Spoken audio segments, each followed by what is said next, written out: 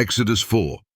God gives Moses signs. Jesus performs greater signs, proving divine origin. John 20, 30-31.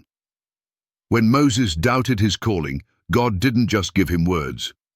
He gave him signs, miracles, proof, a rod that became a serpent, a hand turned leprous and then restored, water poured out as blood. These weren't magic tricks. They were heaven's response to human fear. They were signs from God to show Pharaoh, Israel, and even Moses himself that the one sending him was not a myth, not a concept, but the living God. And yet, how many today scoff at the signs of Jesus Christ, signs infinitely greater than Moses ever saw? God gave Moses 3 signs. Jesus performed countless, so many that John said if everyone were written down, the world itself could not contain the books. John 21:25. He turned water into wine. He walked on water. He calmed storms with a word. He healed blind eyes, lepers, and the lame. He cast out demons with authority no prophet before him ever displayed. And above all, he rose from the dead. These were not parlor acts for applause. They were signs, pointing to his divine identity. And yet skeptics still ask, where's the proof Jesus is God? The irony is staggering.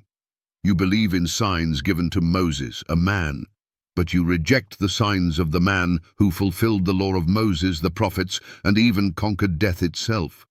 To the pastors who reduced Jesus to a moral teacher, why do you strip his miracles from your sermons? Why do you spiritualize the signs as metaphors when the Gospels record them as literal, witnessed events?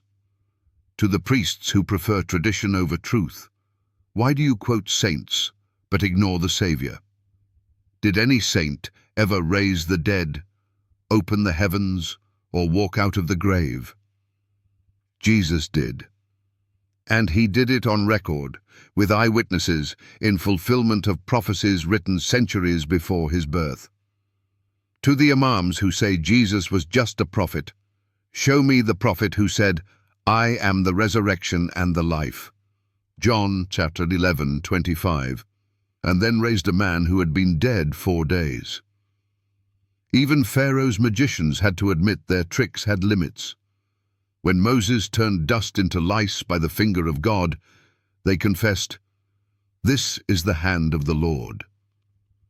What will it take for you to admit the same about Jesus? Because Jesus' signs weren't temporary, they were eternal in purpose. John 20:30-31 says, "And many other signs truly did Jesus in the presence of his disciples. But these are written that ye might believe that Jesus is the Christ, the Son of God, and that believing ye might have life through his name." These signs were not for show. They were for salvation. Every miracle was a message. Every healing a whisper from heaven. Every act of power a shout declaring, "This is God in the flesh." The rod of Moses parted the Red Sea, but the cross of Christ parted the veil between God and man. The signs of Moses delivered a nation from Egypt. The signs of Jesus deliver the world from sin. And still, many harden their hearts. Some will demand more signs, as the Pharisees did. But Jesus said, "An evil and adulterous generation seeketh after a sign, and there shall no sign be given, but the sign of the prophet Jonah, his resurrection from the grave. He gave the greatest sign. And still many walk away unconvinced.